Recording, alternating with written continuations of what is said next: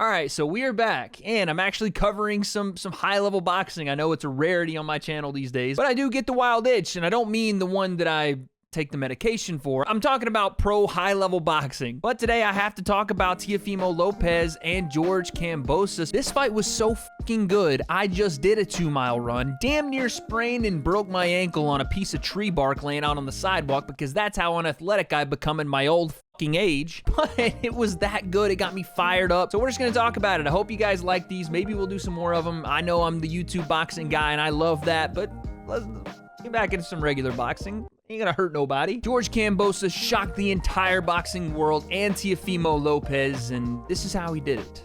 Breakdown, let's go. All right, so first things first, a lot of you guys don't know about George Kambosos, and I don't blame you. Not a lot of people did. He was a 13-1 underdog in this fight. Most people had Teofimo Lopez winning this within the first 3 rounds because we've seen Teofimo, big time puncher, really big for this weight class, and we're gonna get to that a little later, but this is a guy that outside of the Lomachenko fight has shown to be able to knock guys dead on contact. So when you have a guy like George Kambosos coming in, yes, he's undefeated, but hasn't faced the names and developed the name of a Teofimo, so naturally he's the underdog, but that changed real quick. So you remember when I was talking about those odds makers? Vegas was saying Teofimo Lopez is gonna knock this guy out within 3 rounds. And then the bell rang. Teofimo Lopez said 3 rounds, you mean 3 seconds, and sprinted across the ring like a bull in a china shop, throwing heavy right hands, big power shots as soon as the fight started. And immediately this is where the fight changed because Teofimo came out big time power, a tad bit reckless, especially defensively. And what you saw in the eyes and the actions of George Kambosos was that he was not afraid of the big time power that Teo had.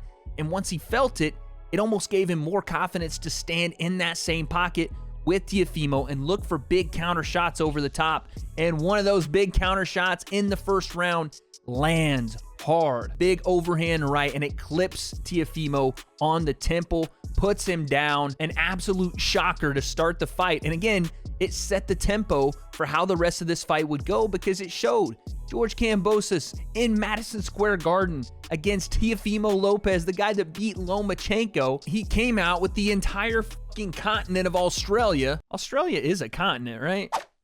Like I was saying, came out with the entire continent of Australia and not only put down Teofimo in the first round, but continued to follow that up because while rounds 2 and 3 probably went to Teofimo, the middle part of this fight was dominated by George Kambosos in a myriad of ways. Yeah, he put Teofimo down with the right hand early in the fight, but he showed an expertise and an impressive level of skill with his lead hand. It was the jab, it was the short hooks, it was those same hooks being mixed in as a lead attack and as a check as Teofimo barreled in almost like a drunken sailor into range and just stood there with his hands down. This is not the same guy we watched prove all these boxing experts wrong when they said he was just a hard hitter when he outboxed Lomachenko. Teofimo just did not look the same, and I'm not sure what that was, if he was just riding so high because Teofimo Sr., who is his dad and also his head trainer, in the corner between rounds telling Teofimo he's winning rounds that he clearly was not. And there were mixed signals like, why haven't you got this guy out of here yet? But don't be too aggressive. Let's start working behind our jab. It was like both Teofimo Jr. and Sr. were perplexed by the fact that he hadn't gotten George out of there in the first 3 rounds.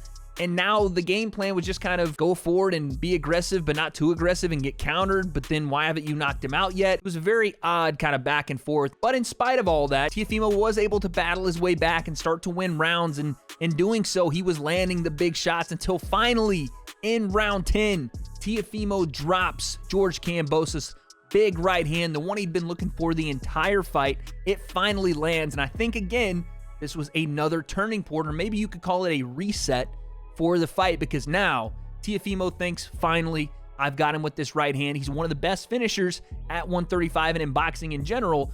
Now this fight's over. I'm going to go get him. As he tries to finish George in round 10, he just cannot get him out of there. And I don't know if that was the gas tank emptying for Teofimo, but George had the heart of an absolute warrior. He was not going down again in that 10th round. And if he had, the fight would have been effectively, at that point, on thin ice and probably would have been ended very soon. But he gets up off the stool in round 11 and boxes Teofimo into oblivion. It was George Kambosos, knowing he had just been dropped in the round before, coming back to serve vengeance with big time volume, some big time power Right hand through the guard, it landed flush. You saw the lead hooks to the body. You saw him double up with the jab, triple up with the jab, and again, come down to the body with the right hand. He was given everything he had in this 11th. Even in the 12th round, he puts an exclamation point on the fight, again winning that round as well. And then we get to those scorecards, and oh boy, do we know that boxing is more corrupt than pretty much every government on the planet. But we did luckily have 2 other judges that got this right, although it was interesting how round 1 was scored 10-9 to George Kambosos even after the knockdown, and not a 10-8, which is almost guaranteed after a knockdown. But I'm not going to make any more of a mess. George Kambosos is the story here. He wins this fight, becomes unified champ at 135. When you're a guy that comes from Australia, and there's not a lot of great boxing in Australia as far as the lineage and history of it, you don't see this all the time, so it's a great story. I thought this was amazing for him. And then Teofimo interrupted his post-fight interview to tell everyone he wasn't a sore loser, just to turn around in the very next sentence and say he won the fight. He knows he won the fight. Everyone knows he won the fight, that it wasn't even close. He won it easily,